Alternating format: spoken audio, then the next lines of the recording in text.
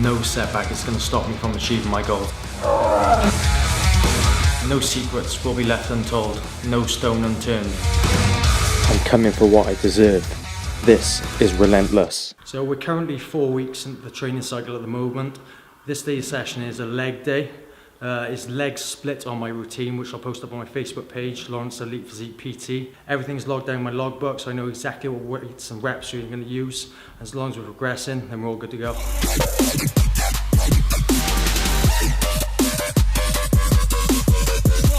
Two keys when performing a V squat that I notice most of my clients and most people tend to do in the gym is in the bottom position. They'll take advantage of the stretch reflex, so they'll actually bounce out the bottom position. Instead, take a slow concentric contraction at the bottom and lift out through tensing your quads with the concentric movement. And also drive with your heels. A lot of people tend to lean on their toe, putting too much stress with the VMO in the front of the quad, so drive with your heels and keep your hips back.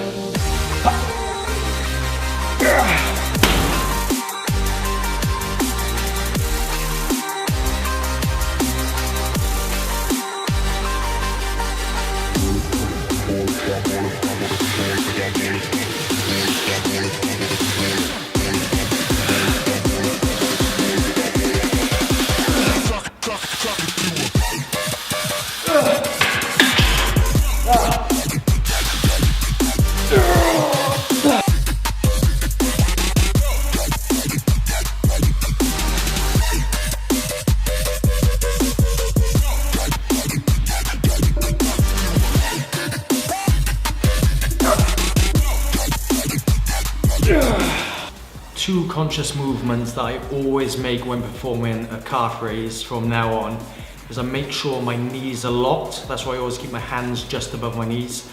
So you'll notice slightly, some people bend their knees and get a slight bit of quad activation to push through the calf. And always rotate on the inside of your foot. Most people have a tendency to roll out on the outside of the foot, which actually weakens the contraction. As long as you rotate on the inside and push up onto your big toe, you'll have a better contraction of the gastrocnemius.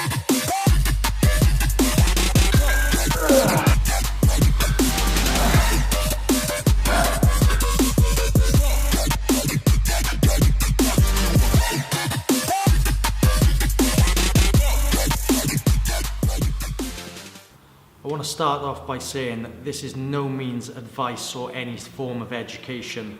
The following what I'm going to say is my own protocols and is not meant to be duplicated into your own use. I find anabolic use is a massively overutilized protocol. Most people tend to draw themselves to the use of anabolics before they even finalize their nutrition and their training protocols.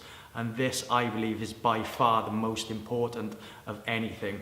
If your nutrition and your training protocols are not on point, the anabolic use will have little to no effect whatsoever. The reason behind why I wanted to include this within the series is that many years ago when I started using anabolics, I was so naive to think just by using an anabolic alone, it would take my physique to the next level, and that truly wasn't the case. Back then, I slacked off my nutrition, my training wasn't as hard, and I had a lot less focus back there. And I've used dosages a lot higher than I previously used at the moment, and I personally see a lot better results now compared to the minuscule results that I used to see, just because my nutrition and my training protocols wasn't finalized like they are now. From a personal point of view, if I wasn't competing as a bodybuilder, I wouldn't actually use any of the anabolics that I do. But because I'm competing and looking to take myself to the level that I am, it's necessary within the sport in the untested federations that I compete. I can completely see why the general fitness enthusiast will get sucked into using anabolics on their training programs, because of the way that social media perceives and gives you the view that how you should actually be looking is easy for a lot of youngsters especially to get drawn into this. I still believe and know personally that you can achieve a great physique without the use of anabolic steroids, but most people will generally perceive the person in the public eye that they idolize within the fitness industry of instantly using anabolics, but a lot of time this is not the case. So if you're actually not using anabolics, then personally I wouldn't advise it at all. There's most probably a lot of protocols that you could utilize from your training, your recovery and nutrition that you can still help to enhance your physique. A lot of people underestimate the dangers that can actually happen with the use of anabolic steroids.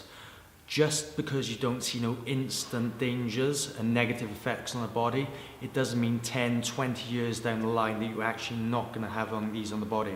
This is the reason why I include a number of supplements within my nutrition program to optimize my health during the process, which I'll include within next week's episode. I hear more and more frequently about the abuse of anabolic steroids, and even though bodybuilding is about pushing your body beyond your limits, I still believe there's a safe way to do this. If you are using anabolics yourself, I highly advise that you get blood work done by a medical professional that can analyze blood work properly. The years of education, research and gaining knowledge and working under some of the best coaches in the world, this is now the protocol that I'm using on my current cycle. My base testosterone that I'm using is a testosterone enanthate. The enanthate is a longer lasting ester. It has a slower release and lasts for around 8 days. It takes around 24 to 48 hours to hit a rapid peak, and then through there on it will continue to rise until it drops off at the end period. Currently using 1,000 milligrams spaced over the week. The testosterone enanthate, because it has a slower release, it requires less frequent injections than something like a propionate that will require more frequent injections spaced over the week. I'm also using 750 milligrams of nandrolone decanate. Once again, the decanate ester has a longer life for around about 14 days. Once again, it peaks around about 24 to 48 hours once injected. Nandrolone decanate is classed as a 19-nor testosterone, and this is classified because of the structure of it and is missing one atom on the 19th bond. They both increase protein synthesis and nitrogen retention within the muscle, and they also have a positive effect on IGF-1 release. Both of these anabolics would tend to use within an off-season cycle, with a main focus on adding lean muscle mass. As I don't believe in throwing in all tools into each protocol instantly, there's another tool that I've now reintroduced into my program. This drug is by far the most dangerous that you could possibly use within a protocol. And if used in the wrong way, you can have massive consequences. The drug that I've now introduced in my cycle